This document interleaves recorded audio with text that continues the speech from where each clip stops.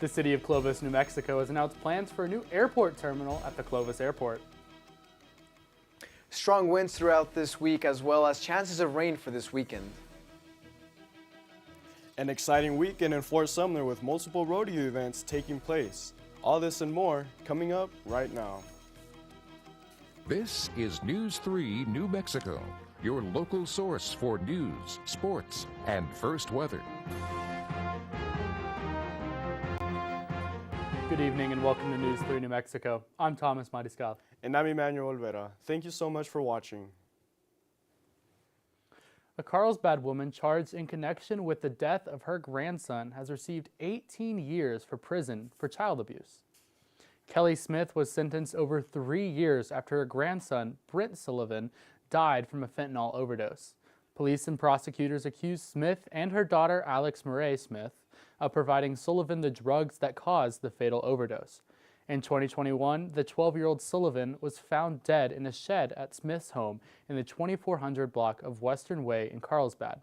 Kelly Smith indicated that she will appeal the conviction. The New Mexico Environment Department is offering residents in the area of Cannon Air Force Base free private well drinking water tests for PFAS contamination from firefighting foams. The deadline to sign up for testing is today, October 18th, so get on this fast. Testing is performed on a first-come, first-served basis up to 150 households. Prioritize your health and well-being and email strategic.initiatives at state.nm.us.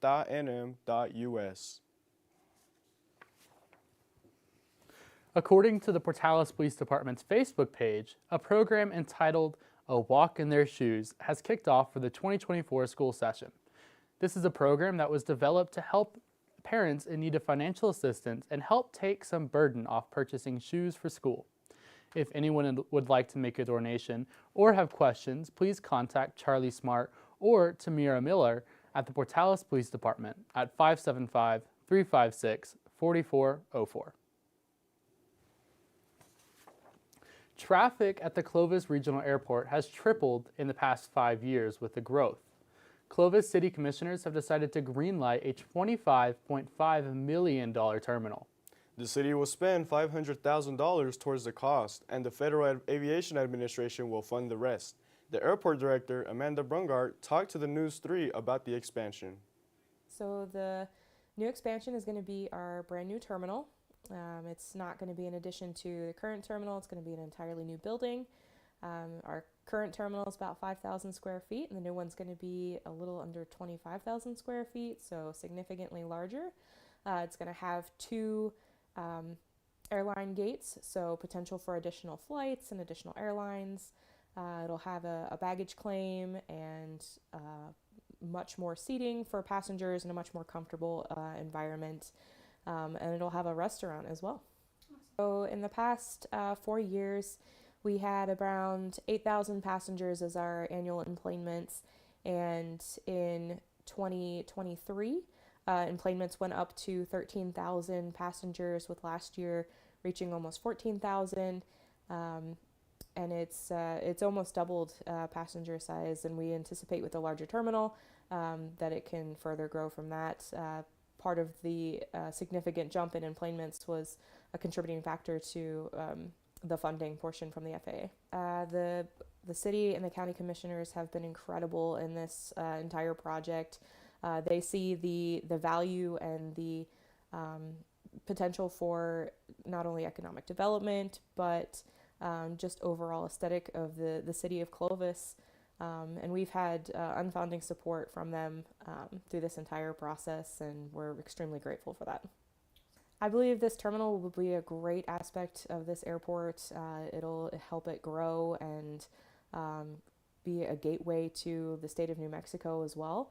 Not only for the city of Clovis, but local communities, Portales, and even further beyond that. And we're really excited about it and extremely grateful to the state of New Mexico and the Federal Aviation Administration and the city of Clovis for their support and assistance and funding. The new airport terminal is set to be finished in about 18 months. Airport plans can be viewed at www.cityofclovis.org. So I'm sure we've all felt these recent changes in temperatures. Edwin, can you tell us a little bit more about these changes and what we could expect to see this coming week? Yeah, so the temperatures have gone down quite a bit from the following week. We have been going down, like today, the 60s, and temperatures will maintain sort of like that throughout the week. Taking a look at the state of New Mexico, it is going to be a couple of windy days for the following days. Looking at the east, we're going to be experiencing winds of up to 20 miles per hour, and just in the majority of the east. Taking a look at the south as well as the west, they will be experiencing winds of up to 50 miles per hour and just a couple areas of the 20 mile per hour winds. Up north, it's looking pretty nice, just a couple areas, 20 mile per hour winds. That is all the news I have at the moment. I will have more later this evening on my full weather report. Back to you guys. It's a big weekend of rodeo in Fort Sumner. Festivities kicked off this morning with the Working Ranch Cow Horse competition at the fairgrounds. On Saturday, the excitement levels up with the Cowboy and Cowgirl Triathlon at the Fairgrounds Arena. The points racked up at the Fort Sumner event will help riders qualify for the New Mexico Finals Rodeo next May. Halloween is coming. Halloween is coming up, and you can get into your spooky spirit and celebrate next weekend at the Peculiar Curiosities Expo in Clovis. The expo will take place across the weekend from the 26th at 10 a.m. to 7 p.m. and on the 27th from 11 a.m. to 5 p.m. Vendors, artists, creators, tattoo artists, and spooky businesses will all be showing off their crafts and wares. All are welcome to attend. The event will take place at 801 Sheps Boulevard. Native Americans in New Mexico and across the nation were honored this week with Indigenous Peoples Day. It's taken a while, but major strides have been made in the education and well-being of Native Americans. But there's still a long way to go when it comes to health access. It's not easy to make public health decisions without access to good data, and public health workers for Native American communities say they're often in the dark because state and federal agencies restrict their access to the latest numbers. Roz Brown from the Public News Service tells us more. Despite federal legislation and recommendations to make information available, workers at tribal epidemiology centers have told government investigators that there are still blind spots. The alarming infection and death rates in Native communities during the pandemic put a spotlight on the issue. When it became urgent, life or death for a lot of our tribal members, in that situation is when it was very clear, very suddenly, that not only is this problematic, it's unacceptable. The 2010 reauthorization of the Indian Healthcare Improvement Act granted tribal epidemiology centers data regularly distributed to state and local officials. Nonetheless, tribal health officials say repeated denial of data requests impeded their response to COVID-19. By July 2020, infection rates were 3.5 times that of non-Hispanic whites for American Indians and Alaskan Natives. 2 years ago, a report by the U.S. Government Accountability Office confirmed issues raised by Shubrooks and others, but she says many have not been resolved, and notes that Native American communities have historically faced significant inequities in health care. We have 18 tribal communities that we serve, and our health outcomes in this region are particularly sometimes desperate. There's large disparities between our tribal population's health outcomes with the local white population. The U.S. Department of Health and Human Services recently published a draft policy that clarifies what kind of information tribal data centers can access. I'm Roz Brown. Some health and tribal leaders believe stronger federal policy on tribal data sharing could help the relationship with states. Tribal officials say problems they've experienced at the federal level are often worse in individual states where laws might not recognize tribes or tribal epidemiology centers as authorities that can receive data. Eastern New Mexico University's Rally on Main is tonight. The community pep rally starts at 7 p.m. and a free concert from Will Bannister starts at 7:30 p.m. You can enjoy delicious food and entertainment at the same time with food trucks joining like Chome's Kitchen, the Main Squeeze Lemonade Stand, Dr. K. Marin, WTF Food Truck, and more. It will be held in downtown Portales at 413 South Main Street. East 4th Street to East 5th Street will be closed for this event. Yesterday, Governor Michelle Lujan Grisham announced a new statewide anti-litter campaign, and its message is simple. Keep litter out of my territory. The initiative, called Breaking Bad Habits, is being done in collaboration with actor Bryan Cranston. You can find out more about the initiative at www.breakingbadhabits.nm.gov. The website will also include a place to report littering and illegal dumping, along with sign-ups for volunteer cleanup events and more. Coming up after the break, Edwin will have his full weather forecast for you. But first, here's a look at today's financial market.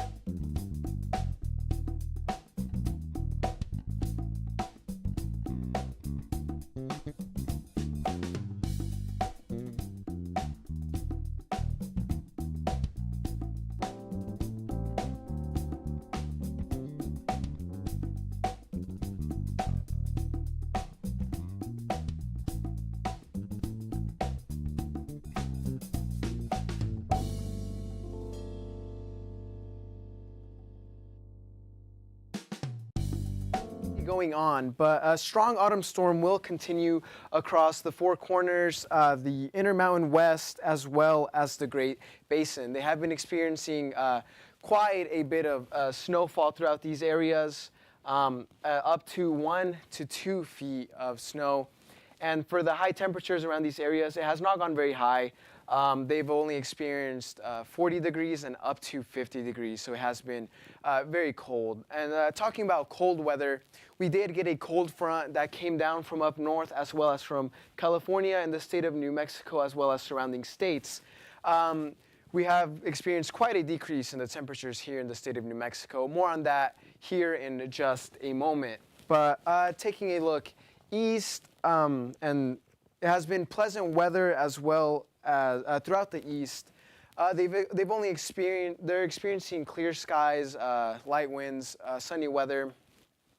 Temperatures are only going up to 60s, 70s, and 80s. Nothing too crazy, so it's perfect autumn weather.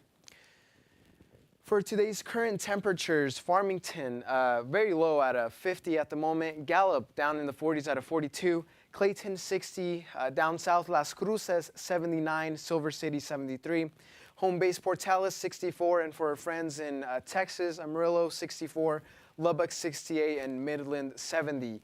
It is advised to dress for the weather, so wear warm clothes, gloves, hats, etc. And don't be out too long, which could be bad. For tonight's lows, Farmington 45, Gallup down in the 30s at a 31, Clayton 49, down south Las Cruces 52. Portales at a 57 for our friends in Amarillo, Texas, Amarillo 54, Lubbock 60, and then Midland at a 62. Tomorrow's highs, Farmington 59, Clayton 56, and for home base, Portales at a 66. 7-day forecast. Roswell, 75% chance of precipitation on Saturday, 73, and the rest of the week is going to be looking pretty nice besides Sunday. Chance of rain as well. Carlsbad, Saturday, chances of rain as well as Sunday, 46%, 24, but the temperatures will be pretty nice at constant 80s. And for Portales, Saturday, Sunday, 55, 43. If you plan on coming to the game tomorrow, just be prepared for any chances of precipitation. But the rest of the week is looking pretty nice at the constant 75. Well, that weather Those look really great, doesn't it? Yes, it is. Well, we'll be right back after the break with more news, so stay tuned.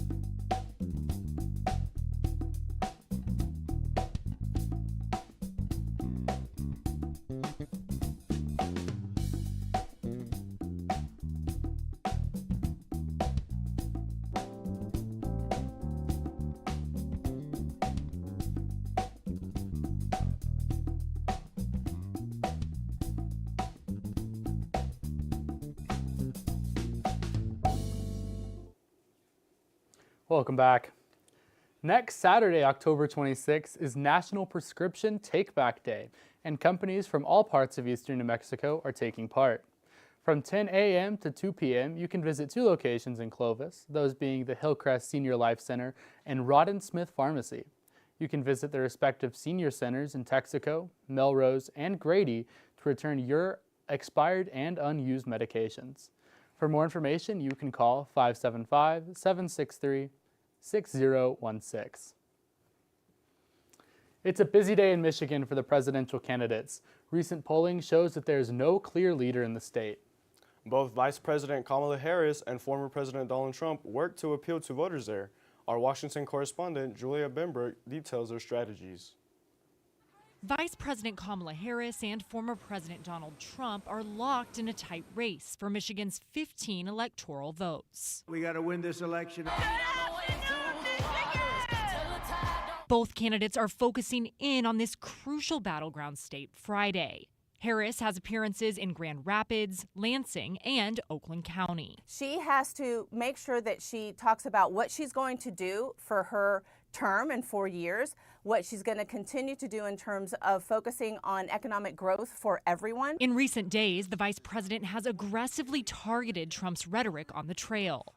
The American people are exhausted with his gaslighting.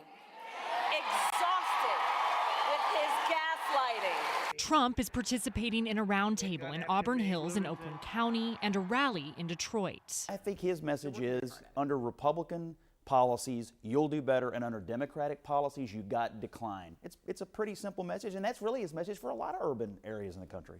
It's the former president's first trip back to the Motor City since he insulted it during an event last week. The whole country is going to be like, you want to know the truth? It'll be like Detroit. Our whole country will end up being like Detroit if she's your president. Back in 2016, Trump won Michigan, helping him secure the White House.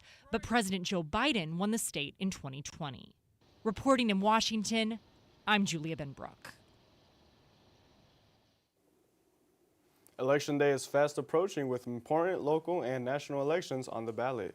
Martin Henrich and Nella Dominici are both running for a Senate seat in New Mexico for this upcoming term. Several bonds are also up for voting, including Bond 3, which benefits higher education. For more information on how to vote for the election on November 5th and information on how you can vote early, you can visit rockthevote.org. October is Breast Cancer Awareness Month, and early detection dramatically increases the chances of survival for most patients. During the month of October, the New Mexico Department of Health encourages women to talk with their doctors about their risk for breast cancer to make an informed decision about when to start screening. The United States Preventative Services Task Force recommends beginning screening at the age 40 for those who are at average risk, but for those who are at higher risk to start even earlier, although rare, Men could also get breast cancer, and in 2024, an estimated 2,800 men will also face a breast cancer diagnosis. To learn more about your risk and whether or not you should start getting screened for breast cancer, talk to your health provider to get started. A recent train crash in Portales has sparked calls for safety improvements. Roosevelt County Commissioner Dennis Lopez is now calling for safety improvements in the town. News 3 New Mexico spoke with the commissioner about the changes he believes are needed. After a recent train crash in Portales, Roosevelt County Commissioner Dennis Lopez is pushing for urgent improvements at one of the city's most dangerous railway crossings, Boston Avenue. Well, it's always been something I've been passionate. I come from a big BNSF family, and it really wasn't recently. It's been an ongoing thing, and I just think for public safety, we need to address certain issues in and around Roosevelt County. Lopez is especially concerned about the Boston Avenue crossing, which still lacks critical safety features like crossing arms. Right now, my biggest concern is the Boston crossing, and I truly feel that needs to be addressed for the betterment of all of our community. And BNSF is willing to cooperate and do anything and everything that they can do from their end. So we're looking forward to having that continued working relationship. Lopez has been advocating for these changes, and the community is rallying behind him, especially after the recent accident. The train traffic is much, much heavier, and all residents that I've spoken to, city, countywide, they've said that anything that we can do for the betterment of our community, they're wholeheartedly going to support it, wholeheartedly. Lopez encourages residents to attend the upcoming city council meeting, where officials will discuss further action on this important safety issue. For News 3 New Mexico, I'm Josh Gonzalez. Commissioner Lopez urges residents to attend the upcoming Portales City Council meeting on October 22nd at 5:30 p.m. in the Memorial Building Council meeting room. Coming up after the break, Lorenzo will have an exciting sports report for you, so stay tuned.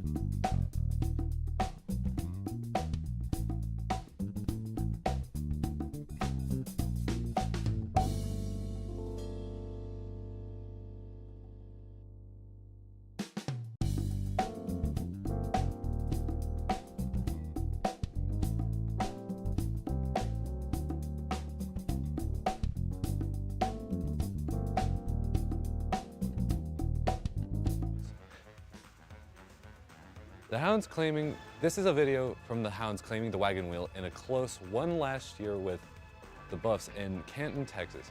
Going into this game, both teams had faced adversity. ENMU just suffered their fourth consecutive loss this season, last Saturday against Western Oregon.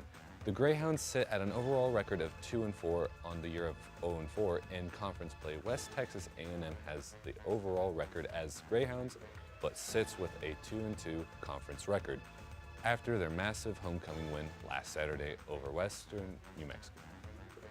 With both teams needing this win, it will just mean more whether you're a Buff, Greyhound, coach, or player. Last year, the Buffs fell at a 35-27 in a game that came down to the wire. The matchup kicks off at noon Saturday, October 19th in Portales, and once again, Buffs down. Rolling into the next report, ENMU volleyball team is expected to go head-to-head against Texas Tech this month on the 24th. While the season has been on a bumpy road and the ladies have faced their fair share of losses, the season has a possibility of ending strong, with the game against Tech being the second to last for this season and the last game taking place in November. As the season wraps up, we wish the Lady Hounds good luck for the rest of the season. This is all the sports I have for this week. Come back next week for the results from the ENMU versus West Texas Wagon Wheel game, and I'm Lorenzo Solis. You'll be back at the desk after this break.